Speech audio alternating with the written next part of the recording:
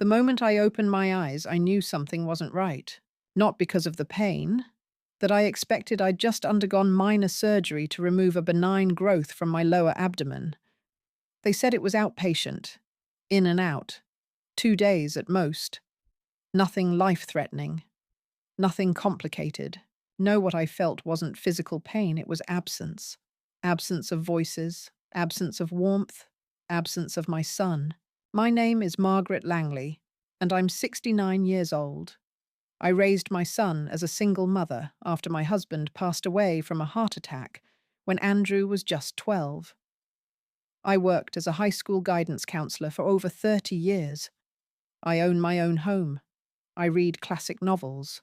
I clip coupons. I bake bread from scratch. I am not a woman who confuses things. This story might sound unreal, but it happened to me. Watch until the end, and tell me what city you're watching from. The hospital room was cold and strangely bright.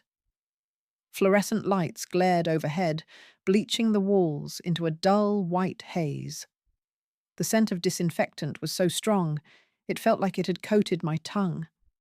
I blinked, slowly trying to focus. My throat was dry. My lips cracked. There was a jug of water near my bedside, but no one to help me reach it. I reached for the nurse call button and pressed it. It took almost 5 minutes for someone to come. A nurse with auburn braids and almond-colored scrubs stepped in, glanced at my monitor, then smiled mechanically.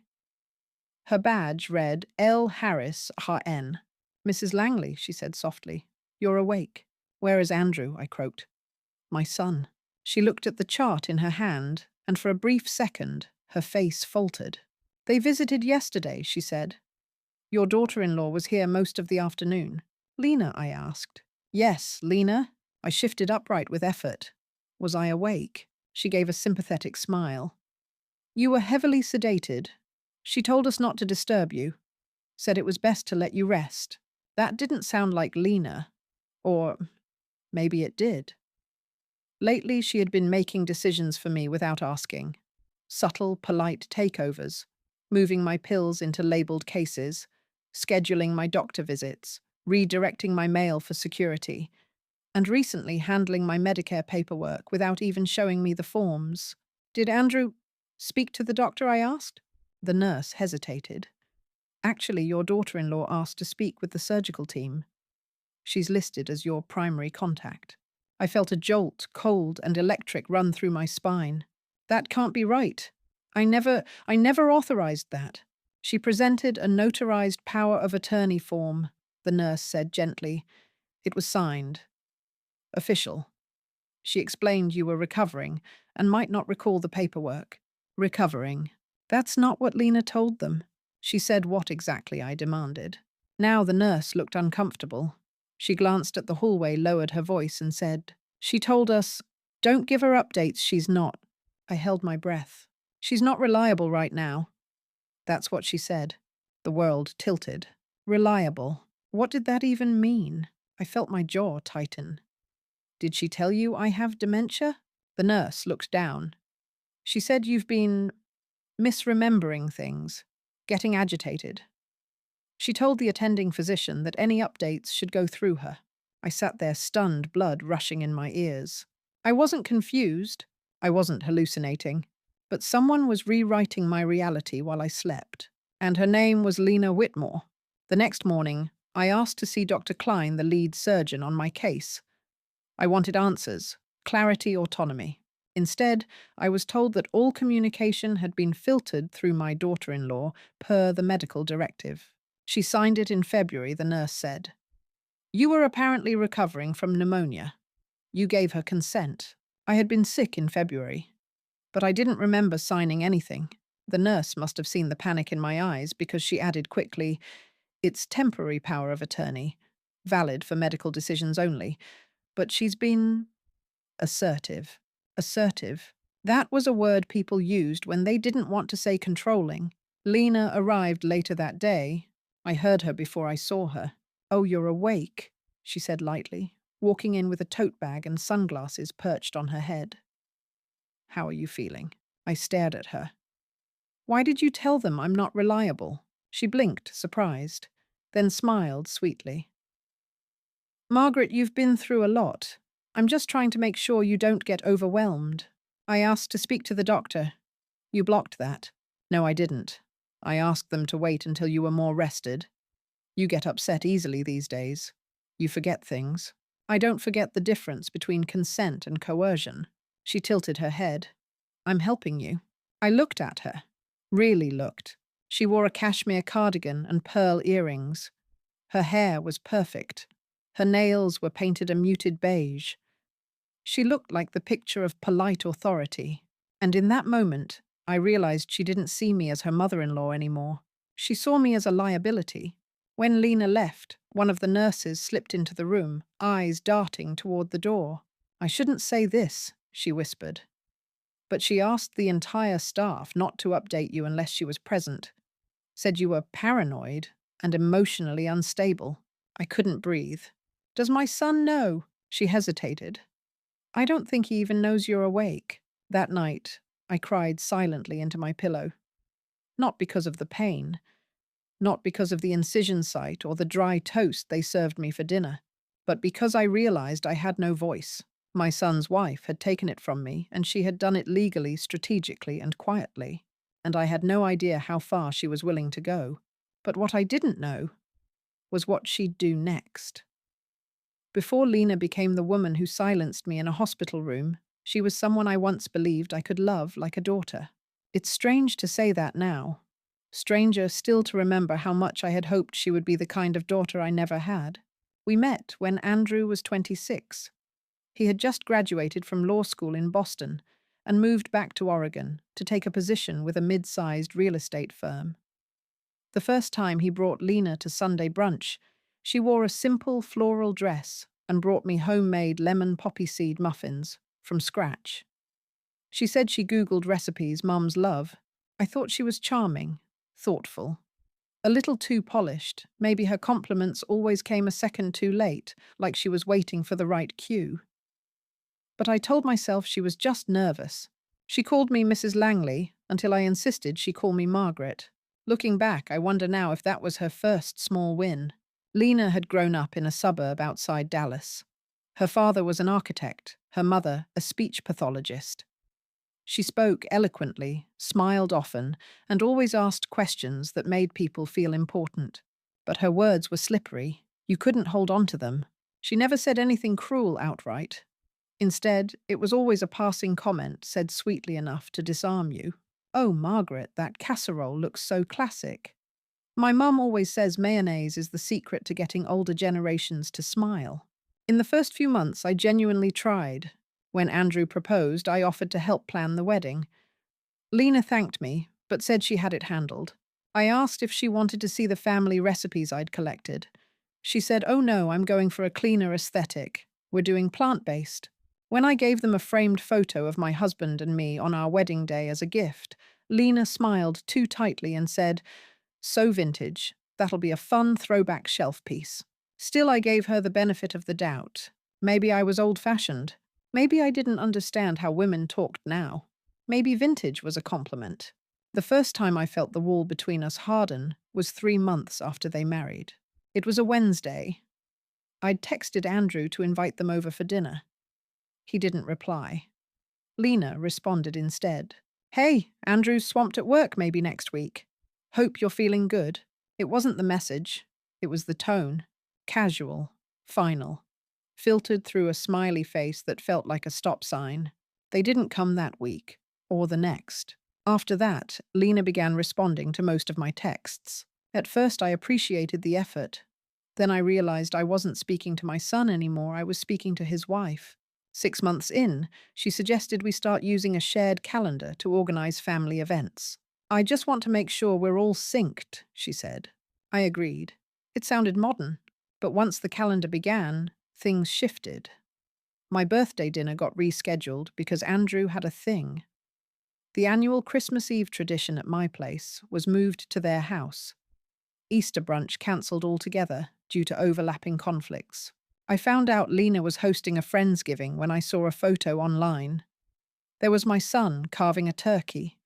There was my granddaughter holding a pumpkin pie. And there I was not there. I called Lena the next day. She answered cheerfully, "Oh, I didn't realize you'd want to come. It was mostly our age group. You'd have been so bored." I swallowed my pride. Then she added, "Besides, you had your little church lunch, right?" I hadn't mentioned the church lunch to anyone. She had assumed I had something else, or hoped I did. I started to wonder if I was imagining things. After all, she was never rude, never openly hostile, but somehow I was being managed. Excluded but with a smile, redirected but with grace. I began to second-guess myself. Maybe I was the one expecting too much. Maybe I was smothering them. I tried to adjust. I waited for invites instead of offering them. I offered to babysit only when asked.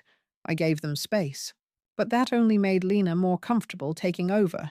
When my mail started arriving late, Lena offered to look into it. A week later, she casually mentioned I rerouted some of your utilities to online billing so nothing gets missed. When I asked for the passwords, she said it's all under one master folder. I'll send it later. She never did. It came to a head when Sophie, my granddaughter, had her school play. She was 7 at the time. She was playing a tulip. She had memorized 3 entire verses of a song called "Sunshine Grows in Me." I had helped her practice it for days. I showed up that night in a lavender blouse and brought her a bouquet of yellow carnations, her favorite. When I got to the auditorium, Lena was standing near the front row chatting with other parents. I waved. She walked over, smiled, and said, "Oh, Margaret, you made it?" "Of course I did," I said. "Where are you all sitting?" She tilted her head. "We're right here, row A." I looked. 3 seats, Lena, Andrew, and 1 saved with a jacket. For who, I asked. "Oh, Andrew's client. She's been mentoring him. Her daughter's in the play too. She's basically family." I stood there stunned. "You didn't save me a seat." Lena smiled. "You can find a spot anywhere. The back rows are less crowded." I sat in the back. When Sophie came on stage, she scanned the front row. She didn't see me. After the show, I approached her beaming. She hugged me. "Grandma, where were you sitting?" "Way in the back, sweet pea," I said. "I was cheering you on." Lena walked over. "Traffic was bad," she said before I could correct her. She just barely made it in. That night, I cried in my car before driving home. The final straw, or so I thought, came 3 weeks before my surgery. I had gone to a checkup appointment. My doctor recommended a routine minor surgery to remove a benign growth. I told Andrew and Lena. Andrew nodded, concerned. Lena smiled. "We'll handle everything," she said. "I'll coordinate with the hospital.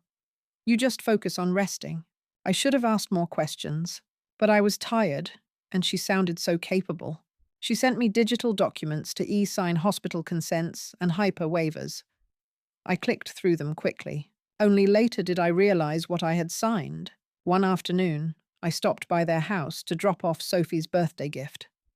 She wasn't home playdate, Lena said. Andrew wasn't there either, working late. I stayed for tea. At one point, Lena excused herself to take a call in the kitchen. I wasn't snooping. I just glanced at the laptop she had left open on the dining table. It was a spreadsheet, a medical access chart. 3 tabs, insurance, POA docs, authorization scripts. At the top, bolded, it said, Langley. Prep asset protection flow. I didn't understand it, but the word asset chilled me. I shut the laptop, said nothing, went home.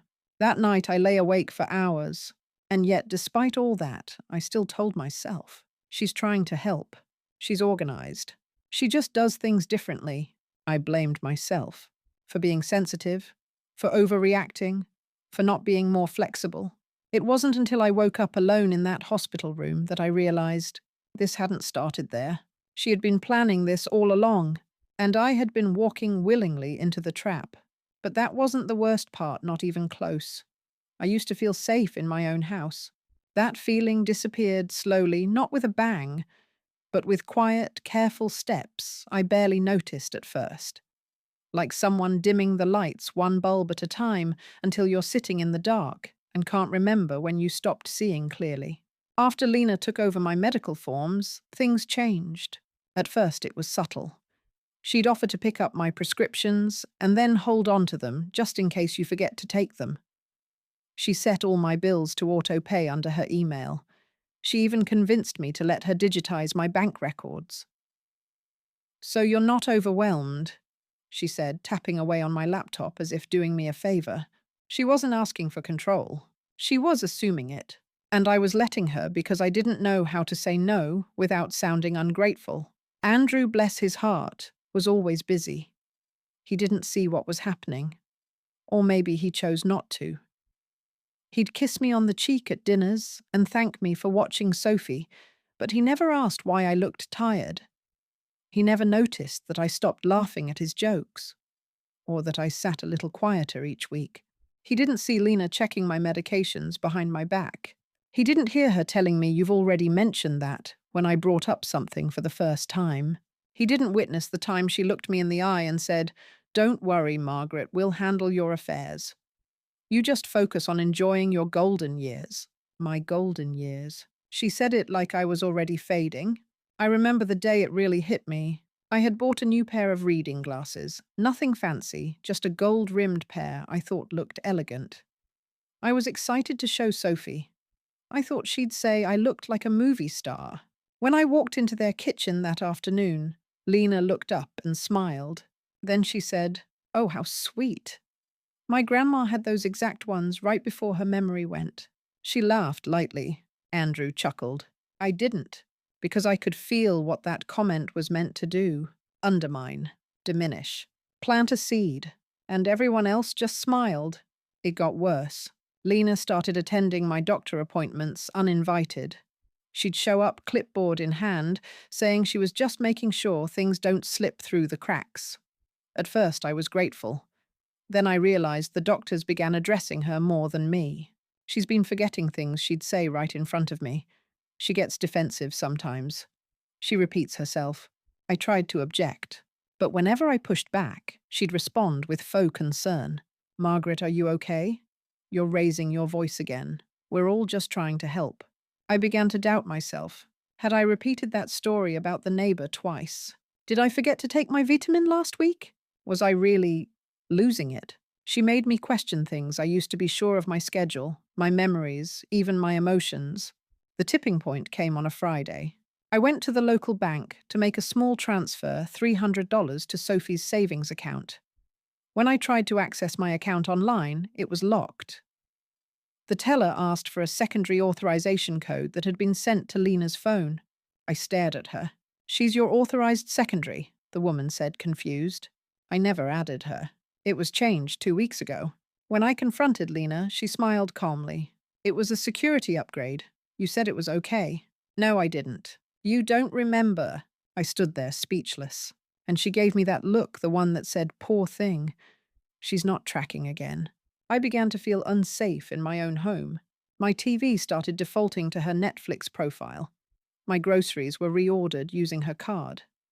A package of memory supplements arrived one day with my name on it. I never ordered them. I called the pharmacy. They said Lena had set it up. I was becoming a ghost inside my own life, watched, managed, muted. No one said it outright, but the implication was clear: I needed supervision.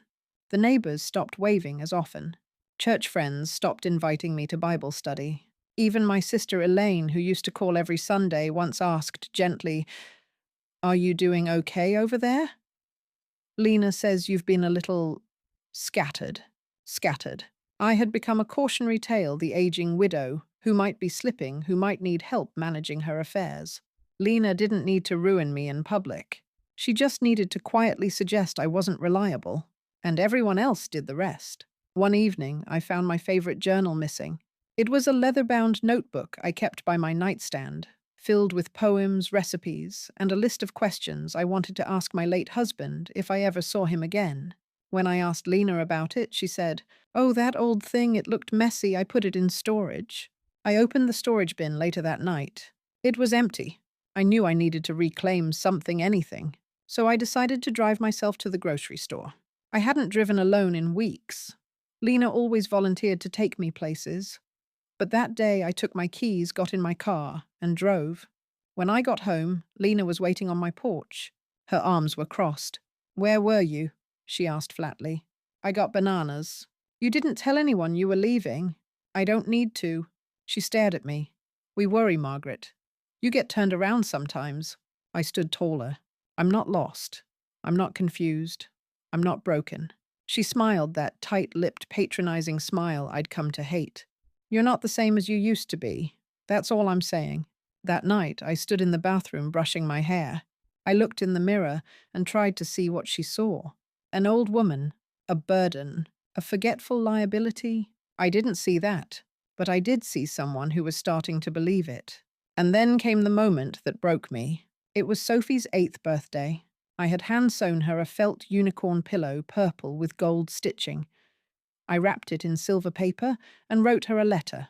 When I arrived at the party, Lena took the gift, glanced at it, and said, "Oh, handmade.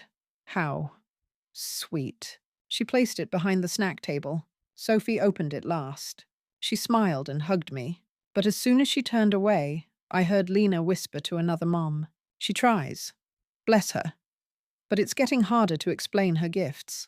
I stood there invisible while they laughed. I thought maybe I could endure it. I thought I could survive the slow erasure of my autonomy, my identity, my worth. But then came the breaking point. I used to believe that control was something people took from you with shouting or threats. But that was before Lena taught me a different kind of takeover, the silent kind, the clean kind. The kind that comes with paperwork and politeness and a smile so convincing even you start to wonder if you're being paranoid. That belief shattered the day I discovered what she had done with my name. It began with something simple, a package. It was sitting on my porch when I got home from a routine physical therapy appointment. A brown box, medium-sized, no return label, addressed to me. I brought it inside, opened it, and stared. Inside was my wedding photo album, but not in the place I usually kept it, the linen cabinet in the guest room top shelf left corner. I flipped through the pages, already knowing something was wrong. Half of them were missing, all the notes my husband had written in the margins. Gone. The pressed flower from our first anniversary trip to Mendocino. Gone. My handwritten notes on the back of each photo erased, replaced by typed captions glued over my words. And in the final page sleeve, where there used to be a letter from Charles, a note he wrote to me when Andrew was born, saying thank you for making me a father, there was nothing, just a printed sheet that said, digitally archived for long-term preservation. I sat down. My hands were shaking. I hadn't requested this. No one asked to move my photos, or digitize them, or decide what parts of my life were worth preserving. I picked up the phone and called Lena. She answered on the third ring. "Hey, Margaret, I was just about to text you. Did the package arrive?" "What is this?" I asked. I had the album scanned. Don't worry, I kept copies. The hard copies were looking a little worn, and I figured you know better to keep them safe digitally. "You altered them." "No, I cleaned them up. Simplified the captions. Removed duplicates." "You deleted my handwriting." There was a pause. "Margaret, your handwriting is hard to read. This way, Sophie will be able to understand your story when she's older." It was my story. Exactly. And now it's preserved. "You're welcome." She hung up. The next morning, I went to the bank. I was determined to take back something, anything. My goal was small, withdraw $500 in cash. Just enough to remind myself I could. The teller smiled politely, typed a few things, and then frowned. "I'm sorry, Mrs. Langley. I'm showing a freeze on your discretionary account." What?" "Account flagged for monitoring. Secondary authorization required." "By whom?" She clicked again. "It looks like the trustee." "What trustee?" "The Whitmore Family Trust." I felt like I'd been punched in the chest. That trust didn't exist 2 months ago. I hadn't signed any trust. The teller handed me a brochure. It read, "Simplifying Generational Wealth for Your Family's Future." Lena's fingerprints were all over it. That afternoon, I went home and opened the locked filing cabinet in my bedroom. I hadn't touched it in weeks. It held my birth certificate, Charles's death certificate, and a handwritten will I'd been revising since Sophie was born. The key wasn't in the usual drawer. I tore the bedroom apart. When I finally found it taped underneath the dresser behind a strip of painter's tape, I knew something was wrong. Someone had tried to hide it from me. Inside the cabinet, half the folders were missing. The rest had been rearranged, labeled in Lena's handwriting. One folder read, Pending Capacity Evaluation. Draft. Another asset risk chart, Margaret L. I couldn't breathe. I drove straight to Andrew's office. I didn't call ahead. I didn't care. When his assistant asked if I had an appointment, I said, Tell him it's his mother, and I'm not leaving. He came out 10 minutes later, looking flustered. Mom, what's going on? You tell me, I said, handing him the bank letter and a photo of the altered album. He looked at both, confused. Then slowly, a shadow passed over his face. I didn't sign off on this, he said. Lena said you gave her full access. She lied. She said you didn't want the burden of dealing with finances anymore, that you were overwhelmed. I never said that. He ran a hand through his hair. I'll talk to her. No, I said. You'll listen to me. And for the first time in years, I watched my son's face shift, not with defiance, not with defensiveness, but with something close to fear. Not of me, of what he hadn't seen. That night, I received an email from Lena. No greeting, no sign-off, just this. I saw you went to Andrew's office. I'm disappointed you're creating confusion. You've been given every opportunity to make graceful transitions. Please don't make this harder than it needs to be. Attached was a PDF. It was titled Affidavit of Incapacity Unsigned Draft. I stared at it for a long time. She was preparing for the next phase. She wasn't just rewriting my access or filtering my communication. She was laying the foundation to legally declare that I no longer had the right to make decisions about my home, my body, my voice, and she was doing it with enough foresight and subtlety that no one else would question it, not unless I screamed. And even then, they might think I was just confused.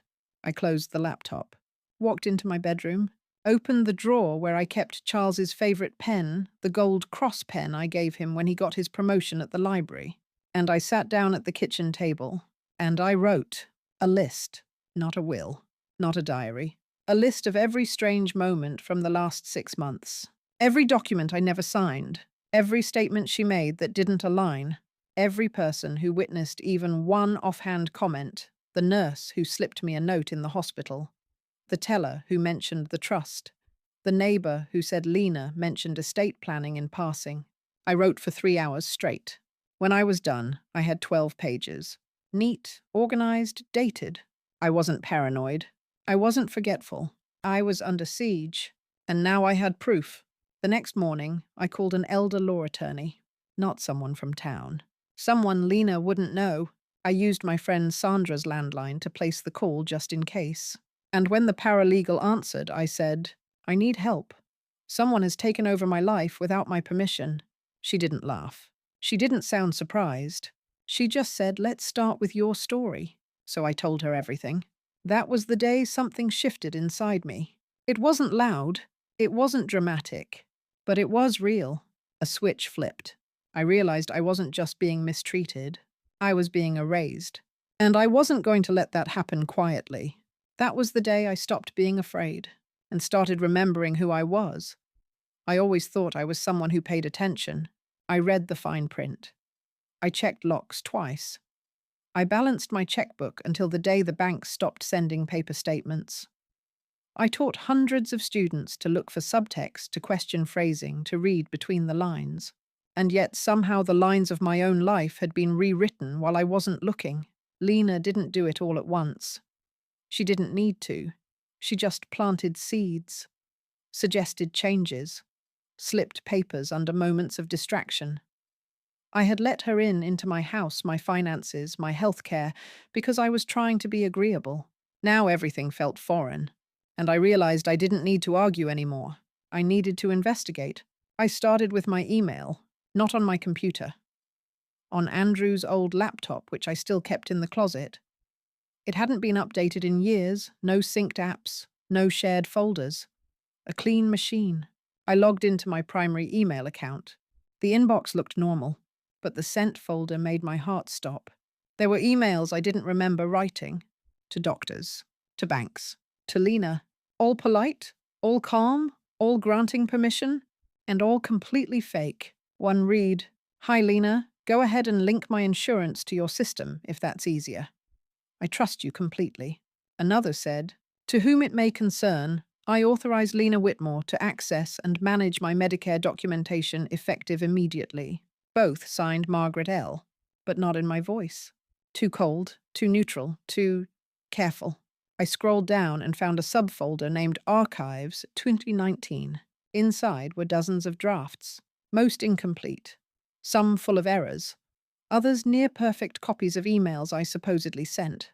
I forwarded them to the attorney I had called in Part 4. Then I checked the access logs. 3 devices had logged into my account in the past 6 months, one from my IP address, one from Lena's, and one from an unrecognized location and iPad I didn't own. I began writing everything down. Not typing, writing. On yellow legal pads with dates, names, and questions. Where did Lena get the notarized POA from February? Who were the witnesses? Why did the bank freeze my secondary account the same week that Sophie's school fund got transferred? I didn't have answers yet, but I had a pattern. And patterns, in my experience, always led somewhere. The next phase was the house, specifically the closets Lena had once offered to organize. The guest room held a series of white storage bins, neatly stacked and labeled.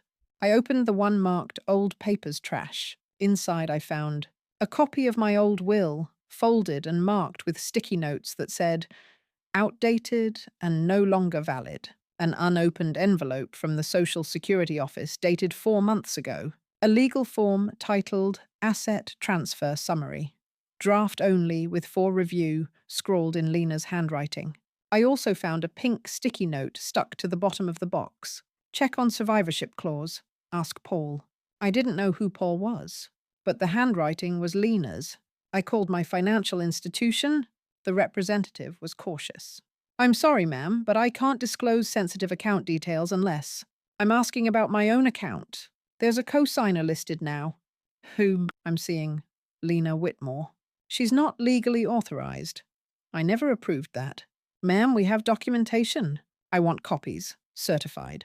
Sent directly to me, not to her.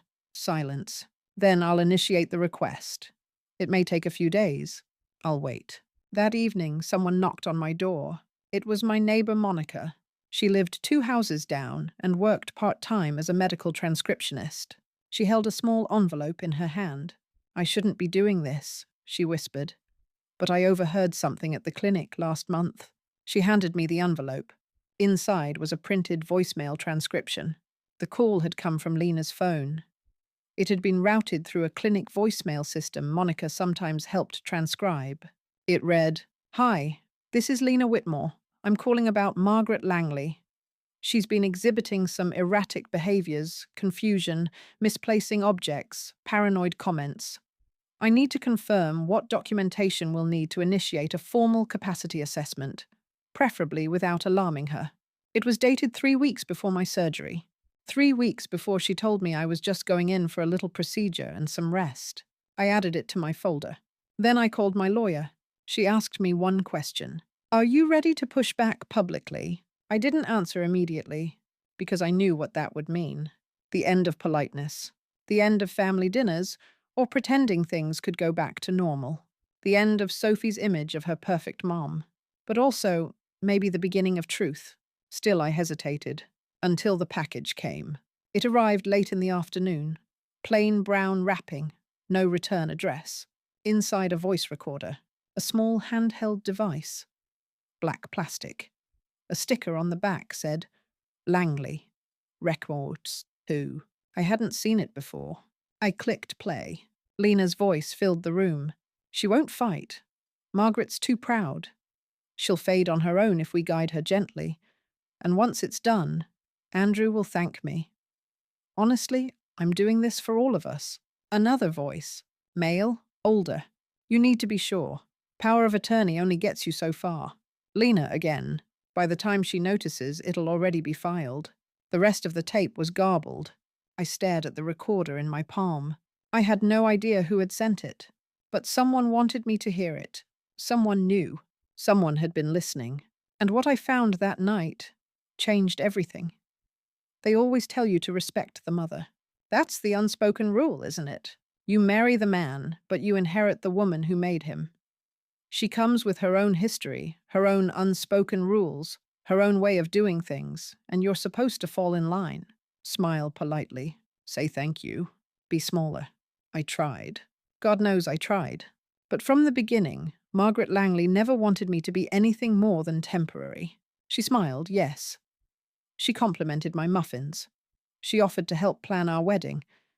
But underneath that politeness was something cold, something proprietary. Like Andrew wasn't my husband. He was her legacy, her creation, and I was just a woman with a ring. I didn't grow up with that kind of family. My own mother was a disciplinarian, the kind of woman who measured affection in GPA points and calories consumed. My father was charming and distracted. He left when I was 12, and my mother never let me forget whose fault that was. After college, I built everything on my own: career, relationships, boundaries. So when I met Andrew, and he brought me into a world where holidays had handwritten place cards, and the living room smelled like fresh scones, I thought I'd finally found safety, stability, a real family. But safety, I learned, is often an illusion, especially when you're not the one holding the key. At first it was manageable. Margaret was involved. Too involved, maybe. But it came from love, I told myself. She called, often offered help, insisted on hosting everything. But over time I noticed how little space she actually gave us. She called Andrew every morning before work. She showed up to our house unannounced, just dropping something off. She referred to our backyard as Andrew's garden, and she constantly reminded us of how much she had sacrificed as a single mom. I didn't resent her for her struggles. I resented that she wore them like a crown and expected us to bow. The real turning point came after Sophie was born. Margaret appointed herself childcare coordinator. She made chore charts for a newborn, left notes in Sophie's diaper bag correcting how I packed bottles. She bought a crib for her own house before asking if we wanted help. She told Andrew in front of me, "You were never this fussy as a baby?" Every time I tried to speak up, Andrew told me to let it go. She means well, he said. Of course she meant well. So did I. But I wasn't allowed to mean anything unless it fit her version of motherhood. So I adjusted. I started managing her. Quietly, systematically. I offered to digitize her files. I handled her prescriptions. I simplified her schedule. She thought I was being helpful.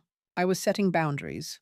And when she got sick in February, that nasty flu that kept her bedridden for 2 weeks, I knew it was time. Time to protect our family's future. Time to simplify the decision-making. Time to take control before control took her. She signed the papers. I didn't force her. I didn't trick her.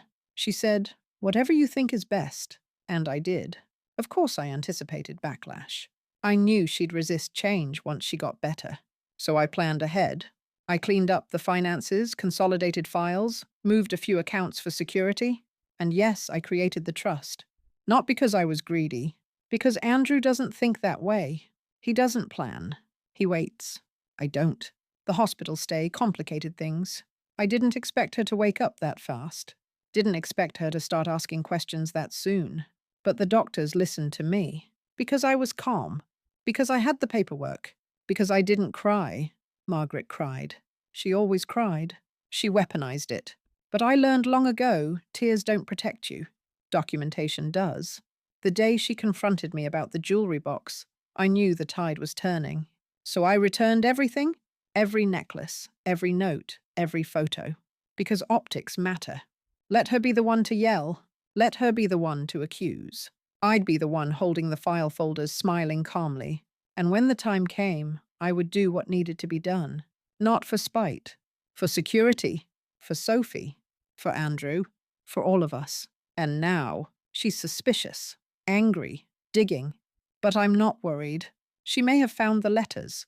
She may have connected the dots. But I've already taken the next step. She thinks she's building a case. But I've filed the first petition.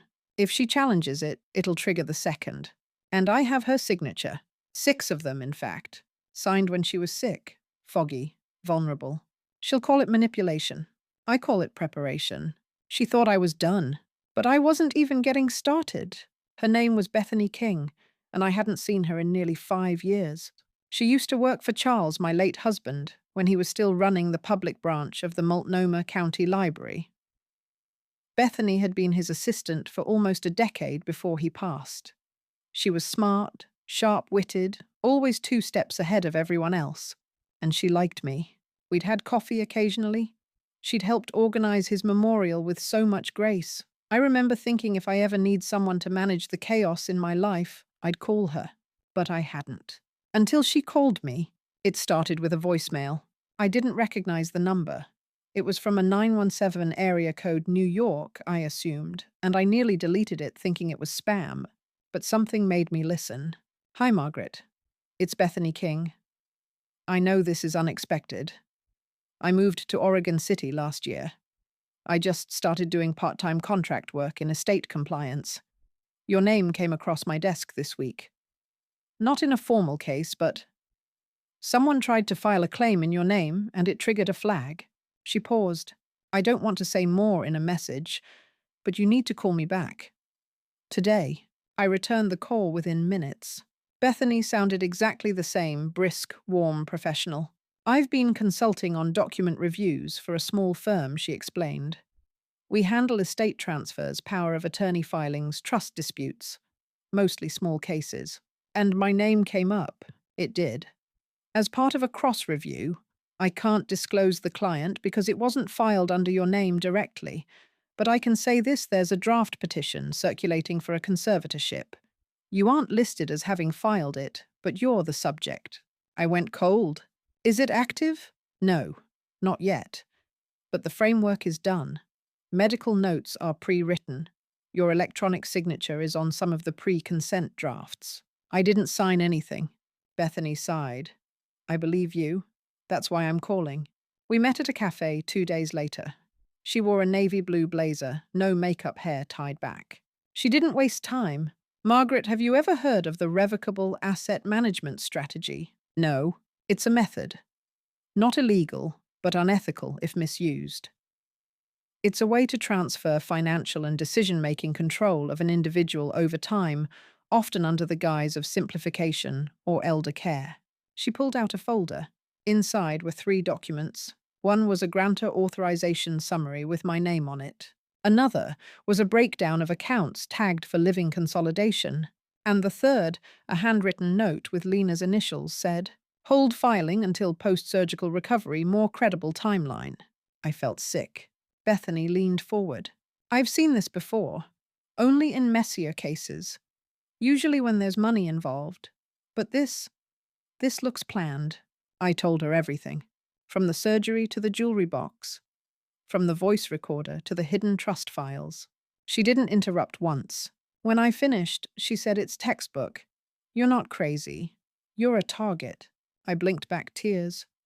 Why are you helping me? She smiled sadly. Because Charles would have never allowed this. And because most people don't get warning before they're erased. She handed me a sealed envelope.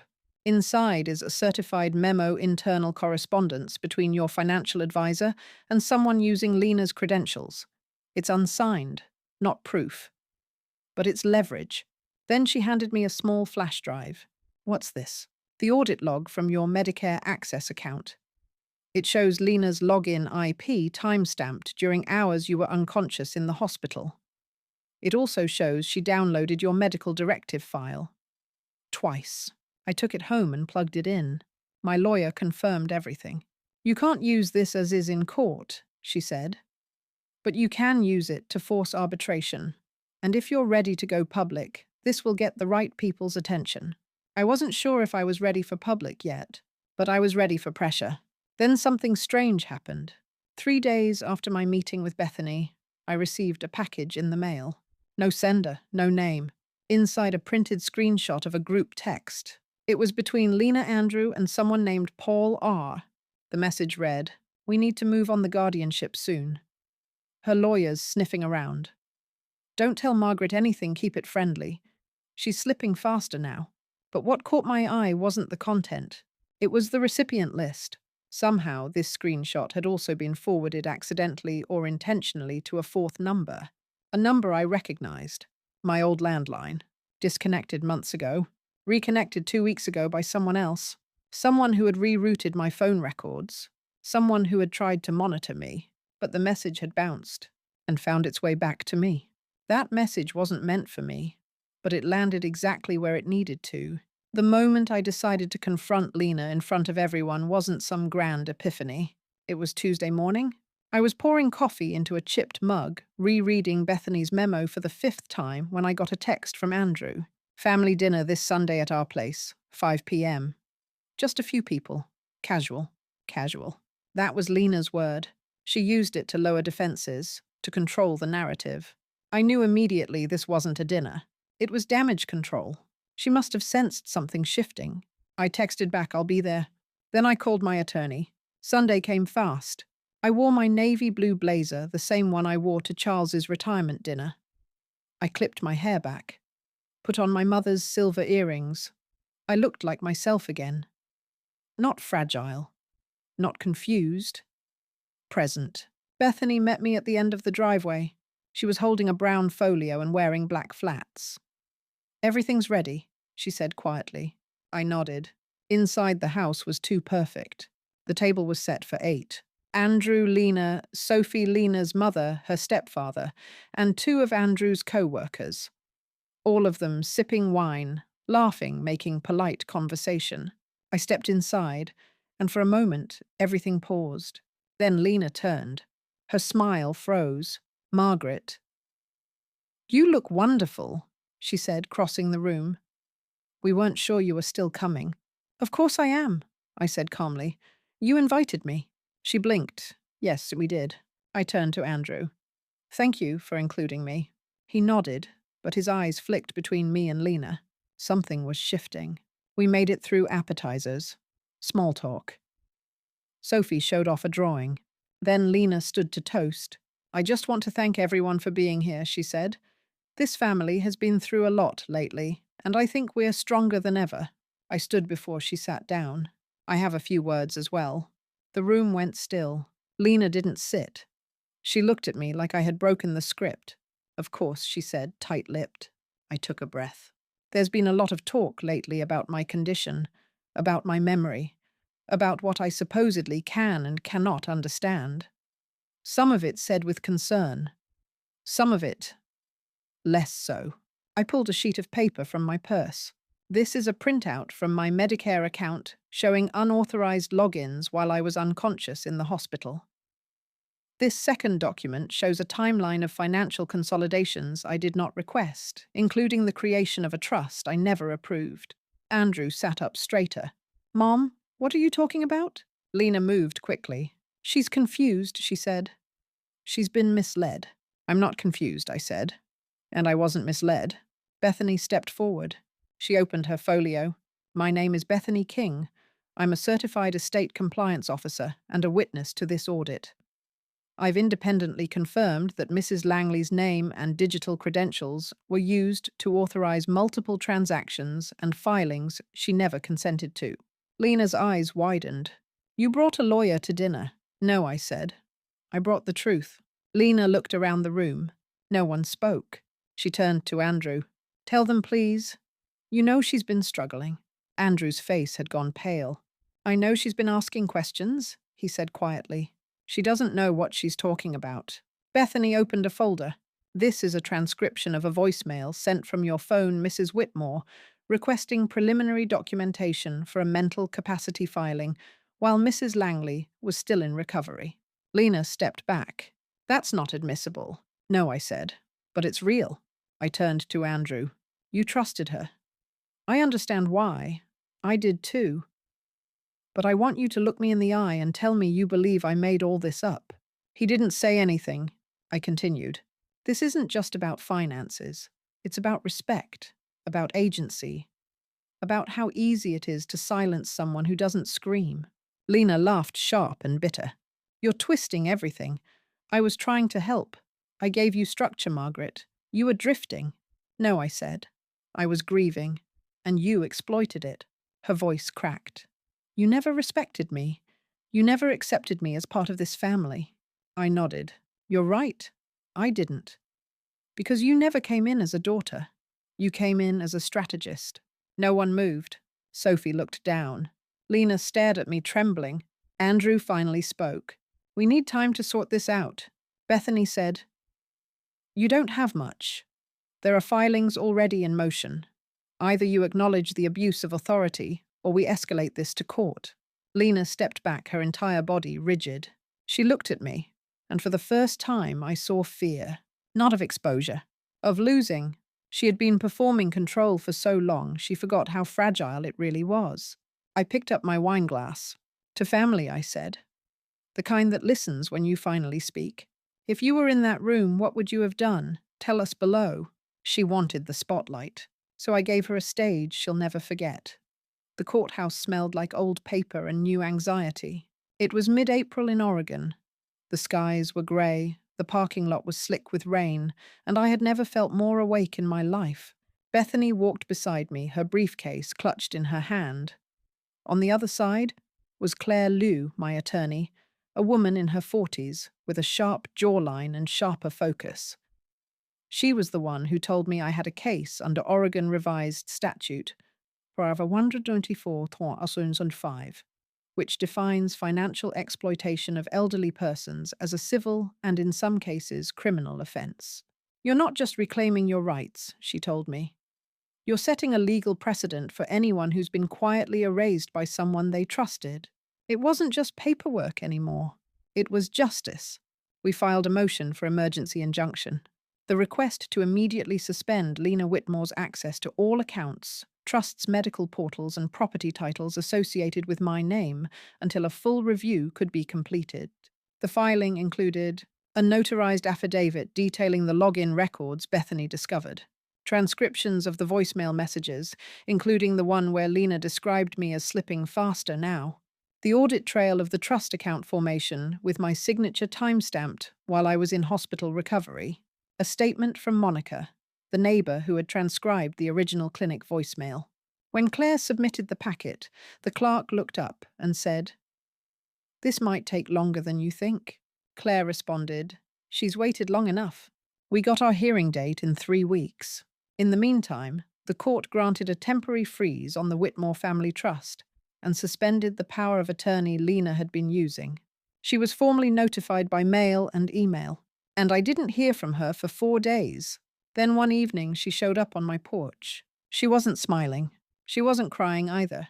She just looked unfamiliar, like a woman who'd lost control and wasn't sure how to function without it. "You didn't have to do this," she said. "I did," I replied. "You made sure of it." The hearing was held in a small courtroom on the 3rd floor. The judge was a woman in her 60s with silver hair and horn-rimmed glasses. Her nameplate read, Hon Elise Marston. I sat on the left, Lena on the right, Andrew between us. Bethany took the stand first. She testified about the voice recordings, the digital paper trail, the trust documentation, and the audit records showing repeated logins under my name from Lena's devices. Then came the bank representative. He confirmed that Lena had verbally advocated for the transfer of co-ownership, citing a pending mental health concern that was never officially diagnosed. Then came me. Claire walked me through everything point by point. When she was done, she said, "You thought she was weak." But she documented everything, every insult, every lie. Lena was given a chance to respond. She stood, hands folded, voice calm. "None of this was done with malice," she said. "Margaret was struggling. We all saw it. I was trying to keep things from falling apart. If I pushed too hard, it was because I was scared." The judge looked at her over the rim of her glasses. "Were you scared when you filed paperwork with her name, during hours when hospital records show she was sedated?" Silence. "Were you scared when you set up a conservatorship framework that named you sole guardian of her estate?" Silence. The judge continued. "You used your access. You used your proximity. And you used the perception that age means weakness. But you underestimated her. And worse, you underestimated the law." The ruling was swift. All prior authorizations executed under my name were declared void. Lena was formally barred from accessing any account or decision-making process associated with my finances or healthcare. A formal investigation was opened to determine whether criminal fraud charges would follow. The court ordered the reinstatement of my full agency and declared all prior trusts dissolved. Andrew didn't say a word. until we stepped outside. Then he turned to me, eyes glassy, voice low. I didn't know how deep it went. I nodded. I didn't expect you to stop her. I just needed you to see it. He looked down. Then he said, I see it now. Lena didn't come back to the house after that. She moved into a short-term rental across town. I heard she started consulting for a non-profit. Something about family care services.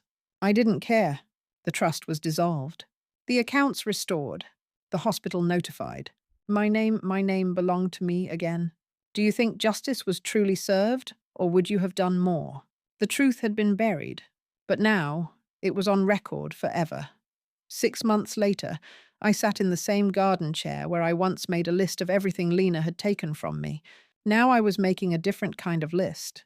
It wasn't about documents or passwords or witness names. It was about what I had reclaimed. My voice, my memory, my dignity. The legal case was over. Lena didn't appeal the ruling. The trust was dismantled. Her name removed from every file that once bore mine. She had retreated carefully and without apology into a quieter version of her life. A life where I no longer existed as someone she could manipulate. Andrew and we were still learning how to speak again. He had apologized, once, earnestly, through tears. But rebuilding trust isn't a one-time act. It's a daily decision. He visited more often now, just him. No scripts, no Lena. Sometimes we talked. Sometimes we sat in silence. That, too, was a kind of healing. Sophie came over last weekend. She's 9 now, wiser than most adults I know. We made blueberry muffins together, and when she pulled one out of the tin, she smiled and said, "Grandma, this smells like before what I asked." She thought for a moment, then said, "Before grown-ups got complicated." I laughed, but later I cried, because she was right. I no longer live in fear of my phone ringing with hidden agendas. No one monitors my accounts. I've changed every password. I've closed every loophole. And I've learned that protecting your autonomy is not selfish. It's survival. There are still moments that sting. A neighbor once asked me if I'd made up with Lena. I smiled and said, "That's not the story anymore." Because some stories don't need sequels. Some stories need closure. I spend my days reading again, writing again. I joined a local poetry circle. Last week, I stood in front of a group of strangers and read one of my old pieces aloud. My hands didn't shake. Afterward, a woman in her 50s came up to me and said, "That sounded like survival." I told her it was. My house looks the same, but it feels different. Not just because the files are where I want them now. Not just because the passwords are mine again. But because it finally feels like it belongs to someone who lives there. Not someone who's being watched. I found the letter Charles wrote me the day Andrew was born. It had been buried in a folder marked outdated to be digitized. I unfolded it carefully. Read every word twice. At the bottom he wrote, "You're stronger than you know. Our son is lucky. And one day he'll understand." He was right. About all of it. The Margaret I was a year ago would never have imagined this version of herself. Not because she lacked strength, but because she'd been convinced that survival had to be silent. Now I know better. Survival speaks, and sometimes it shows up in court with a stack of files and says, "I remember everything." I don't hate Lena. I don't forgive her either. I've just moved beyond her. She's no longer the center of the story. I am. If you want more stories like this, raw, real, and unforgettable, hit subscribe and join us. I lost a lot, but I found myself, and no one's taking that away again.